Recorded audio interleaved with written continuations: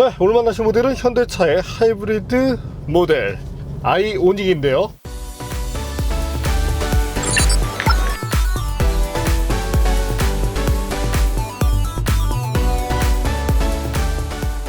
기존에도 현대차가 하이브리드 모델들을 많이 내놓긴 했었습니다.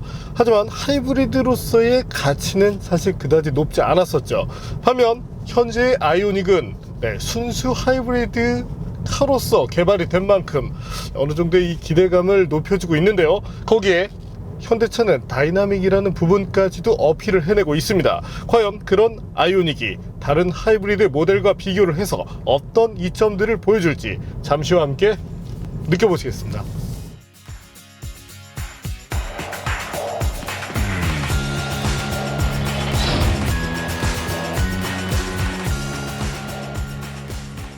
아이오닉은 토요타 프리우스를 겨냥해 만들어진 친환경 모델입니다. 혼다 인사이트 이후로 프리우스와 경쟁하는 모델 역시 아이오닉이 처음입니다. 외적인 실루엣은 프리우스를 연상시킵니다. 하지만 헤드램프와 그릴에서 현대차만의 특징을 보여주기도 합니다. 공기저항을 감소시키기 위한 후면부 디자인도 프리우스를 연상시킵니다. 이러한 디자인 덕분에 0.24의 공기저항 지수를 갖게 되었습니다. 이는 올해 상반기에 출시될 4세대 프리우스와 동일한 수준이기도 합니다. 국내에서 판매되는 아이오닉에는 모두 미쉐린 타이어가 장착됩니다. 하위 트림은 15인치 사양과 에너지 세이버 AS가, 상위 트림의 17인치 스펙에는 MXM4 모델이 장착됩니다.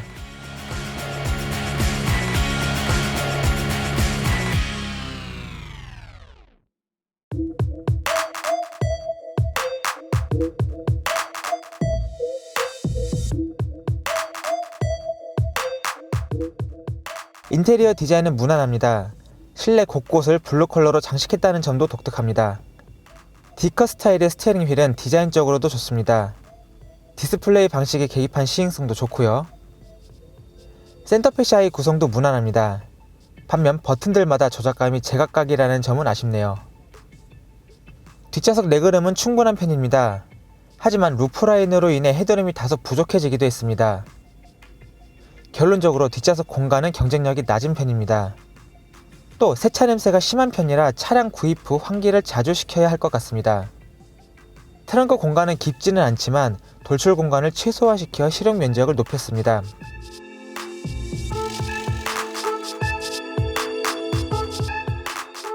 시승 차량은 최고급 트림에 추가할 수 있는 모든 옵션을 장착했습니다. 때문에 가격은 3,117만원이나 합니다. 물론 칭찬할 부분도 있습니다. 스마트 크루즈 컨트롤은 정차 후 재출발까지는 지원하지 않지만 내비게이션과 연동되어 카메라 단속 구간에서 속도를 줄여줄 수 있습니다.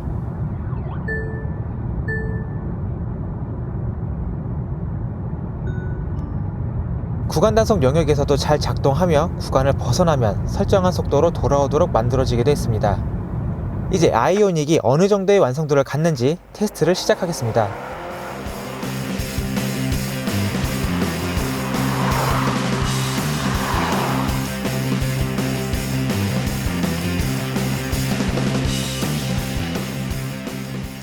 그럼 지금부터 현대 아이오닉과 함께 달려보겠습니다. 임시적으로 주행 안전장치를 한번 해제를 해볼까요? 변속 레버는 상황에 따라서 D레인지 혹은 S모드, 거기서 수동 모드를 활용해 가면서 주행을 해보겠습니다. 우선 S모드에 놨을 때 계기판의 형상이 변경이 되는데 이런 부분에 있어서는 젊은 층의 어떤 취향을 상당히 좀 잘 맞췄다고 볼 수 있게 되겠네요. 네, 그럼 한번 달려볼까요?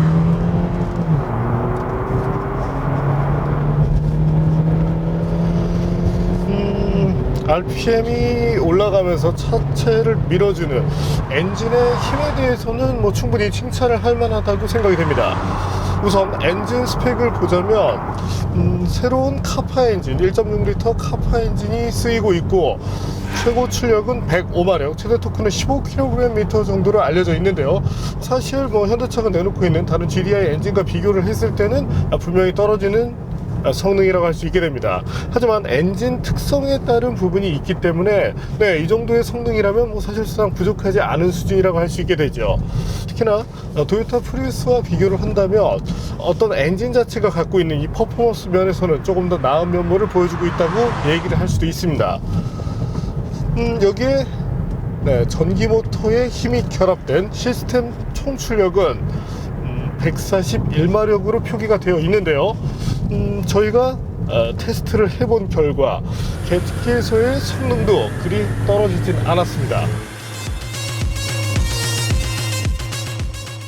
앞서 보시는 것처럼 최대 토크가 초반부터 이렇게 꾸준하게 나와서 이어가는 것을 볼 수 있는데요.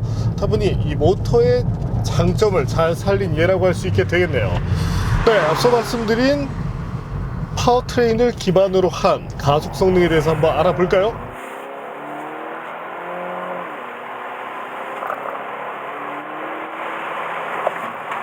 현재 보시는 것처럼 9초대를 꾸준히 마크를 해내고 있습니다. 이 정도면 아반떼 디젤 정도의 가속력과 크게 차이가 나지 않는 수준이라고 할 수 있게 되겠네요. 가속대, 어떤 모터가 서포트할 때 가속 느낌은 분명히 좋습니다. 가속 페달을 밟았을 때 한 가지 조금 아쉬운 점을 들자면 EV 모드 등을 활용해서 주행할 때는 그나마 이렇게 좀 무난한 그런 능력을 보여주는데 엔진의 힘을 사용해서 달리고 있을 때 현재처럼 엔진 자체의 소음이 다소 좀 크게 부각되는 경향이 있습니다.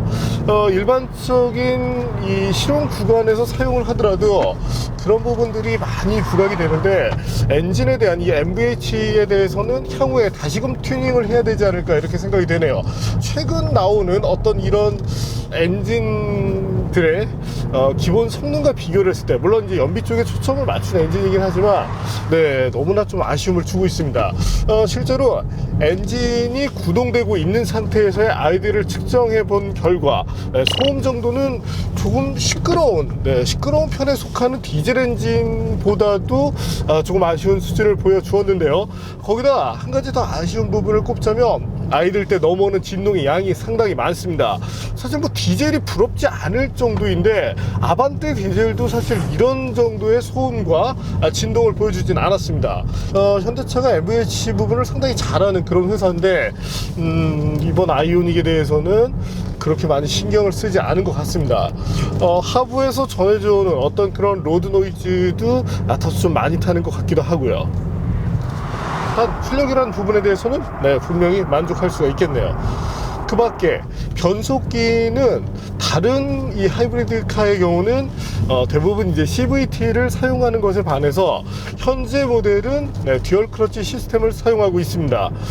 어떤 변속기의 성능 부분을 놓고 봤을 때 어떤 직결감이라든지 이런 부분에서는 아쉬움이 없습니다. 반면에 변속기, 어떤 듀얼 클러치 시스템에다 이제 기대를 한다면 두 가지 정도를 기대를 하게 되는데, 첫 번째는 반응 속도죠. 또한 두 번째로 꼽을 수 있는 것이 어떤 동력 전달 능력인데, 앞서 말씀드린 것처럼 동력 전달 능력에서는 부족함이 없습니다. 하지만 변속기의 반응을 놓고 본다면 일반적인 자동 변속기보다도 더 늦은 모습을 보여주고 있는데요. 아무래도 너무 이 내구 중심으로 포커싱을 하지 않았나 하는 아쉬움이 들긴 하네요. 뭐 사실 현대차의 그 7단 듀얼 클러치 역시도 어떤 내구 쪽에 초점을 맞춰서 상당히 부드러운 때문에 어떤 퍼포먼스 쪽에서는 좀 아쉬운 그런 모습을 보여주고 있는데, 아이오닉 쪽에서는 그런 부분이 조금 더 많이 살아나는 것 같습니다. 하지만 차량의 특성상 이 부분이 아주 큰 불만이 되진 않습니다. 아이오닉으로 뭔가 정말 달리기 위해서 구입하는 그런 소비자들은 없을 테니까요. 물론 현대 측에서 하고 있는 광고를 보면 아이오닉 상당히 다이나믹하다라는 점을 부각을 해내고 있는데, 다이나믹과는 조금 거리가 멉니다. 물론 가속 페달을 밟았을 때 들려오는 이 거친 어떤 그 진동과 엔진 그 소음이 다이나믹의 요소라면 분명히 다이나믹한 차가 맞겠지만, 차량의 어떤 컨셉으로 놓고 봤을 때는 그런 느낌이 적습니다. 단 3세대 프리우스와 비교를 한다면 강성 부분에서 조금 더 나은 모습을 보여주기 때문에 쇼크가 들어왔을 때 처리해내는 능력 부분에서는 3세대 프리우스보다 나은 모습을 보여주게 됩니다. 반면 4세대 프리우스가 상당히 지금 기본기를 다지고 나오기 때문에 과연 그 4세대 프리우스의 성능까지를 넘어설 수 있을지에 대해서는 조금 더 고민을 해봐야 되지 않을까 이렇게 생각이 됩니다. 어쨌든 뭐 4세대 프리우스가 나오면 그때 결론이 나겠죠.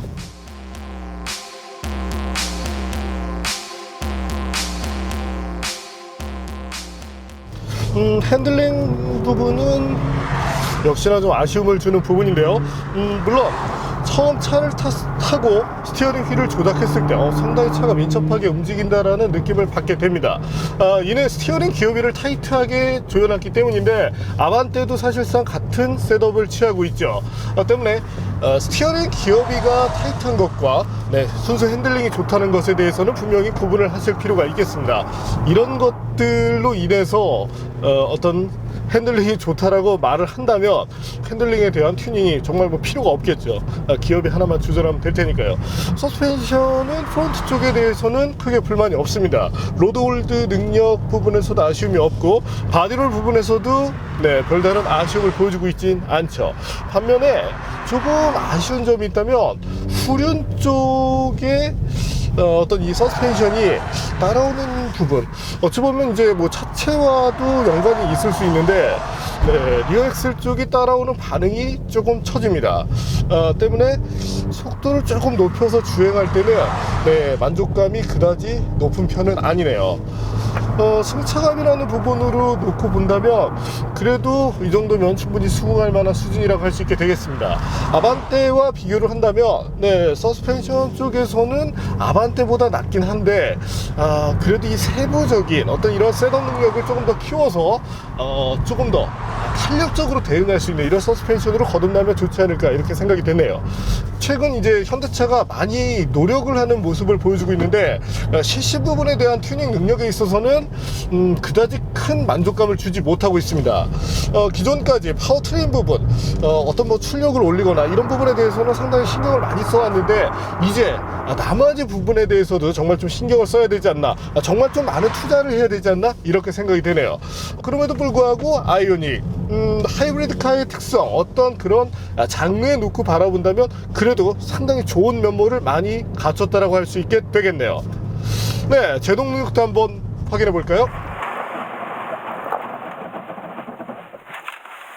현재 보시는 것처럼 제동 거리 부분에서는 아쉬움을 보이지 않았습니다. 물론 지속적으로 테스트가 반복이 되면서 조금 지치는 모습을 보여주긴 했지만 차량의 컨셉 등을 놓고 봤을 때는 그다지 불만이 나오진 않네요.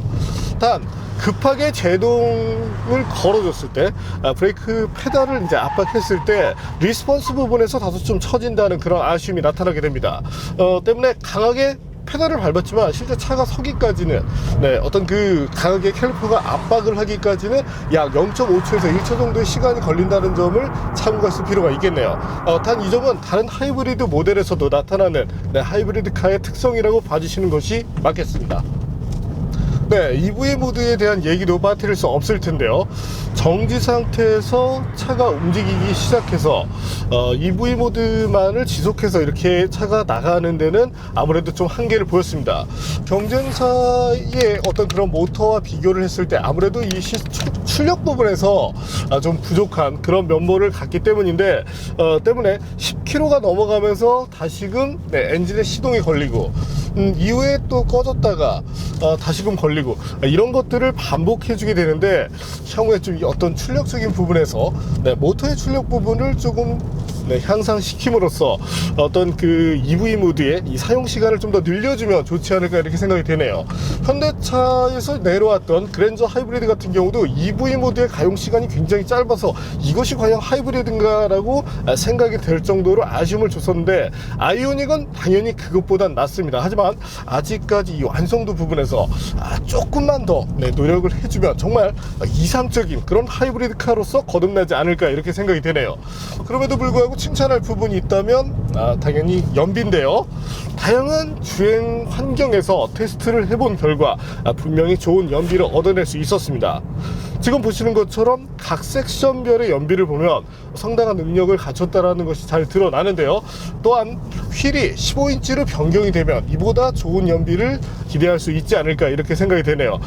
사실 뭐 지금 이 차의 컨셉으로 놓고 봤을 때 과연 17인치 휠과 225mm급의 타이어가 필요할까 싶긴 하지만 뭐 멋을 중시하시는 그런 분들도 많기 때문에 그런 차원에서는 의미가 있다고 할 수 있게 되겠네요. 물론 넓어진 만큼 코너링 부분에서 일조하는 부분이 있기도 하고요. 참고로 타이어는 미쉐린의 프라이머시 MXM4라는 모델이 장착이 되는데요.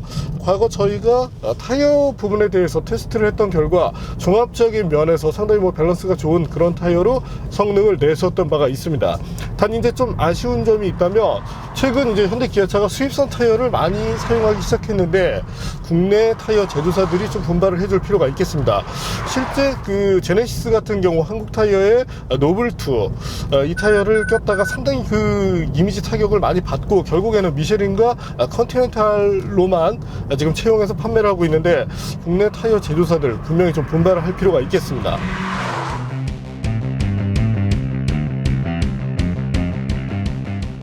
사운드 시스템은 JBL 것이 사용되고 있는데 어떤 그 볼륨을 낮춰서 들을 때는 만족할 만한 그런 수준이 나옵니다. 적어도 기본형보다는 나은 정도를 보여주고 있는데 이 볼륨이 조금 커졌을 때 이때는 좀 음이 뭉개지는 그런 느낌이 있기 때문에 이 부분에 대해서는 그래도 르노 삼성 쪽의 보스가 조금 더 나은 모습을 보여주고 있지 않나 이렇게 생각이 되네요. 가격으로 놓고 봤을 때 사실 뭐 입문형 모델의 경우는 가격이 상당히 좋은 편이죠. 반면 현재처럼 이제 뭐 다양한 장비들이 채용이 되게 되면 가격이 많이 올라가게 됩니다. 이때는 좀 경제성 부분에서 좀 아쉬움이 생기는데 현재 이 모델 뭔가 분명히 나아진 어떤 그런 흔적들은 잘 보여주고 있지만 뭔가 이거다 싶은 이런 점이 조금 부족한 그런 점이 아쉬움이 아닌가 이렇게 생각이 되네요.